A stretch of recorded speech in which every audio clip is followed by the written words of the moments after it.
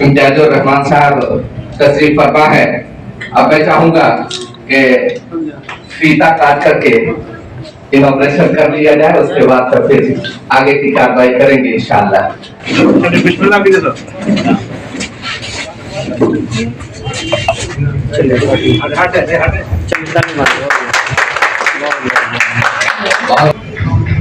मोहम्मद कैसर अहमद साहब से गुजारिश करूंगा कि वो डॉक्टर इम्तियाजुर रहमान साहब का स्वागत करें।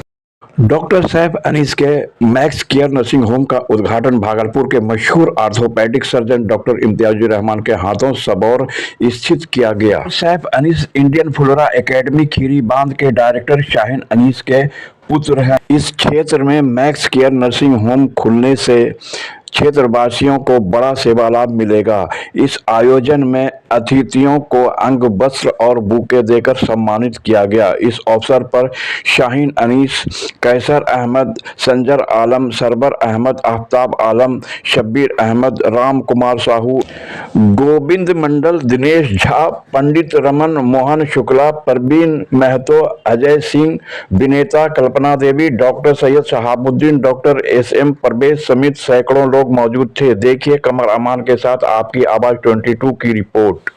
लगता है वो इस माहौल में ये तवक्को कर रहा हूँ कि यही चीज यहाँ से मिलेगा इंशाअल्लाह। देते हैं कि अल्लाह करीम के हाथ में वो सफा अता फरमाए कि जो भी मरीज आए यहाँ से खुश होकर के जाए। तो हम सभी उसकी कामना करते हैं कि वह आगे बढ़े। और मैं तो इनसे स्कूल के माध्यम से जुड़ा हुआ हूँ और जब इन्होंने मुझे आमंत्रित किया तो मैंने कहा बहुत अच्छी बात है, हमारा बच्चा आज डॉक्टर बन रहा है, मैं जरूर आऊँगा। और मैं कामना करता हूँ कि यह जो भी कदम उठाए, ऑपरेशन का उठाए, वह सफल हो। अभी मेडिकल चला रहा हूँ और इसी क्षेत्र में आगे बढ़ने का कोशिश कर रहा हूँ। इस वजह से मैं इस ऑर्गेनाइजेशन का स्थापना किया हूँ ताकि इस सबौर की नगरी में अच्छा से अच्छा स्वास्थ्य सेवा प्रदान किया जा सके, थोड़े ही पैसों में और गरीब लोगों का कल्याण हो सके। इनिशिएटिव जो लेता है उसको बढ़ावा देना चाहिए। हर वॉक ऑफ लाइफ में बढ़ावा अगर प्रोत्साहन अगर आप देते हैं तो इंसान को पढ़ने में दुश्वारी है। मुझे यह बुलाया गया है, मैं बहुत इस मामले में खुश हूँ कि सर लोग आगे बढ़ रहे हैं, जरूरत को पूरी करने की कोशिश की जा रही है।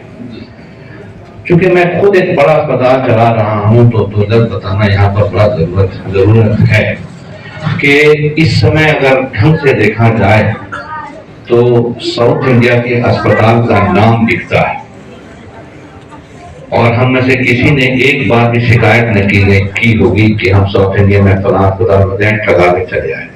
मुश्किल से आपको ऐसे और ये बात भी आपको देखने को मिला होगा कि सब साउथ इंडिया के अस्पताल एक अस्पताल अपना कई एक ब्रांच खोल लिया है। मैं खुद म्योट में, गंगा हॉस्पिटल और कई एक जगह में काम किए हुआ हूँ साउथ में, उनको बहुत करीब से देखा भी। लेकिन उसके बरक्स अगर देखिए तो बिहार और यूपी में आपको एक अस्पताल का ढंग का रिपुटेशन नहीं मिलेगा, एक अस्पताल का ब्रांच नहीं मिलेगा। कुछ बात तो होगी, वो बात यह है कि हम मिल के चलने के कंसेप्ट पर नहीं चलते कि सब लोग मिल के हम चले। हर कोई सोचता कि हम अपनी थपड़ी अपने करें। एक चीज, दूसरी, हम ईमानदारी का नाम जरूर लेते हैं लेकिन ईमानदार पूरा रूट हम बिल्कुल नहीं है। क्यों? इसकी वजह यह है कि अगर अभी भागलपुर या सराउंडिंग में आप जाएंगे तो बेसिक एम डॉक्टर या अस्पताल खोलने वालों का यही है कि फुल पैंट पहन के आप आइए और लंगोटा करके वापस जाइए। यानी इतना पैसा हमने दे दिया कि सर आप जब कुछ न रहा तब तो करेंगे। मैं बार बार बोल रहा हूँ इस बात को कि इस वक्त जरूरत क्या है। जहाँ चोरों की बस्ती में अगर एक ईमानदार है तो उसका बड़ा है, याद रखिएगा। ईमानदारी की बस्ती में ईमानदारी का कोई भय नहीं। इस वक्त जो हालत है कि हर किसी को डर लगा हो, आईसीयू में गए, अरे बाप आप तो गए गाँव से, ठीक है।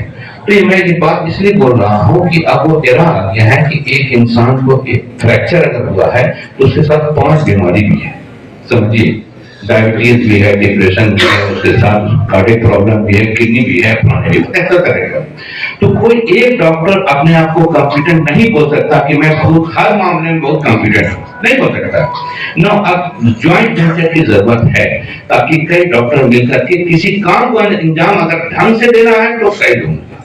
तो अब किसी अस्पताल को हम सिलेक्ट करें तो उसका मापदंड क्या होगा? मापदंड यही होगा कि कितने लोग डिफरेंट फैकल्टी के एक साथ काम कर रहे हैं, यह मापदंड याद रखिएगा। दूसरी चीज ये है कि शायद उसका जो एटीट्यूड कैसा है, किस प्रकार का है। आपके के साथ डराना शुरू कर दिया, क्या क्या नहीं किया, उस तरह से करना शुरू किया कि आदमी डर के मारे सरेंडर कर दे। दो, तीसरी चीज शॉर्ट टर्म, मिड टर्म और लॉन्ग टर्म हमारा क्या होगा। मैं अभी उनसे पूछूंगा तो इनको बताने में बड़ी दुश्वारी होगी कि इनका शॉर्ट टर्म प्लान क्या है, मिड टर्म प्लान क्या है, लॉन्ग टर्म में यह क्या सोचते, बड़ी दिक्कत है। यही मैं बार बार बोल रहा हूं कि हम किसी चीज को खोलने या करने से पहले हम असेसमेंट नहीं करते हैं कि भागलपुर में अगर हम अपना क्लिनिक खोल रहे हैं तो पहले एक आदमी को बोलकर भागलपुर के सिनेरियो को तो देखा, इकोनॉमिक सिनेरियो को, मरीज का सिनेरियो को, पॉकेट का सिनेरियो को, कि किस किस लेवल का है, किस तरह का मीडियोकर आदमी क्या सोचता है। हमने कभी ओपिनियन पोल लेने की कोशिश की ही नहीं और हम खोले बैठे। तो बट नेचुरल है क्या होगा कि हम सोसाइटी में जो हालत है उसके हिसाब से हम अपने पॉलिसी प्रोग्राम को डिवाइड नहीं कर सकेंगे। हम प्रोग्राम अपना या फीस स्ट्रक्चर जो रखेंगे ओपिनियन के नाते किस कैटेगरी के लोग हमारे चारों तरफ हैं, ये सब हम करते नहीं हैं, जिसके कारण आज हालत क्या है कि हर कोई अस्पताल अपना नाम उठाता है और हराम से गिर जाता है। मैं मगध अस्पताल से लेके पटना के लेकर के हम जितने अस्पताल सबका नाम बता दूं, मैं बहुत देखे काम करके बैठा हूं, सबका हाल मैंने देखा। यही कारण वो चारों तरफ से डूब रहे हैं। बहुत ज्यादा लागत लगा दिया दिखाने में, काम कम है, दिखाने में बहुत ज्यादा। तो भैया मेरे उसका पैसा कहां से लाइएगा, मरीज से लाइएगा।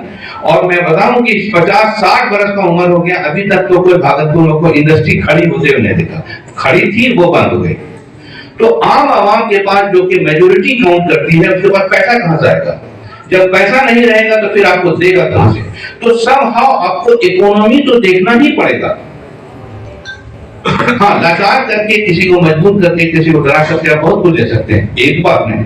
दूसरी बात, वही 10 जगह आपको बदनाम करते हैं।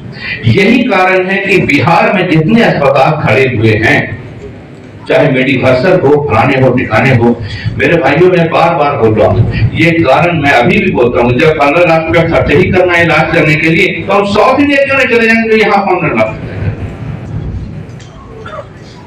ये बहुत बेजा नहीं, बजा सोच है।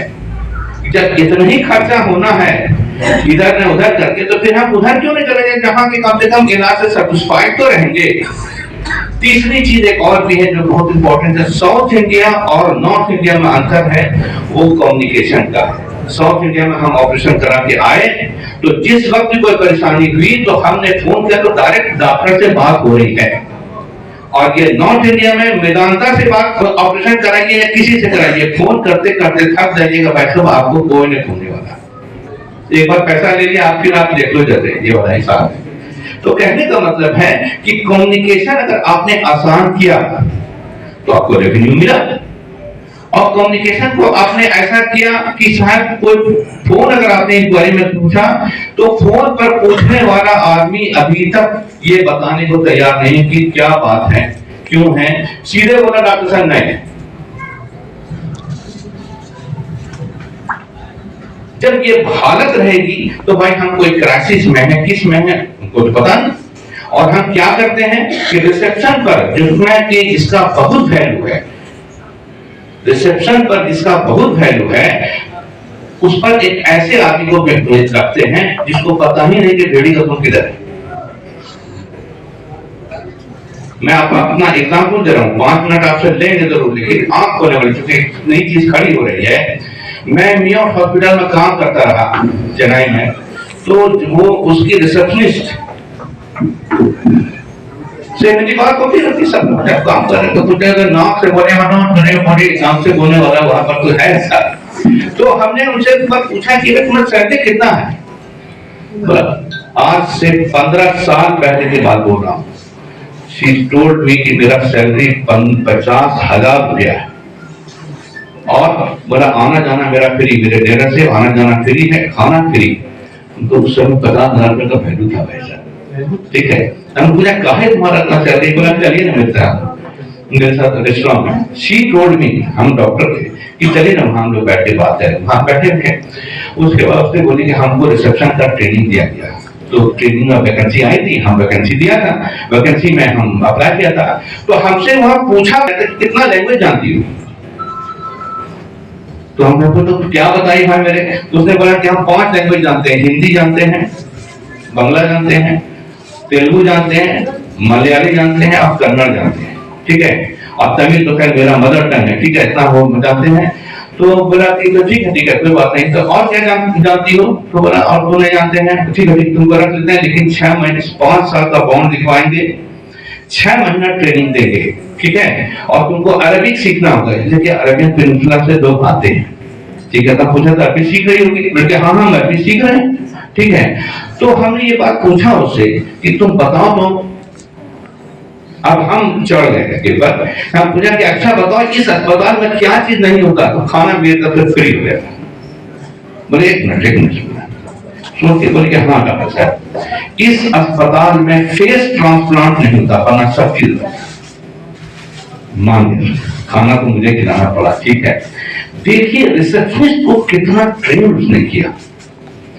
लिवर ट्रांसप्लांट, लंग ट्रांसप्लांट, उसके बाद किडनी ट्रांसप्लांट, हार्ट ट्रांसप्लांट से लेके हर चीज उसने। उस लड़की ने बोला कि हमको उसका रिसेप्शन में ट्रेनिंग देने का एक अलग डिपार्टमेंट में है, और जिसमें 6 महीना रगड़ के हमको दिखाया गया ये लैप्रोस्कोपी है, ये फ्लोरोस्कोपी है, ये ट्रांसप्लांट हो रहा, देखिए दूसरे का लीवर आया, देखिए किडनी ट्रांसप्लांट, इतना रगड़ के किया गया, तब हमको इतना सैलरी दिया जा रहा है। क्या हमने आज तक यहाँ में कभी सुना कि हॉस्पिटल के रिसेप्शन पर बैठने वाले का कोई कोचिंग इंस्टीट्यूट है? कहीं सुना?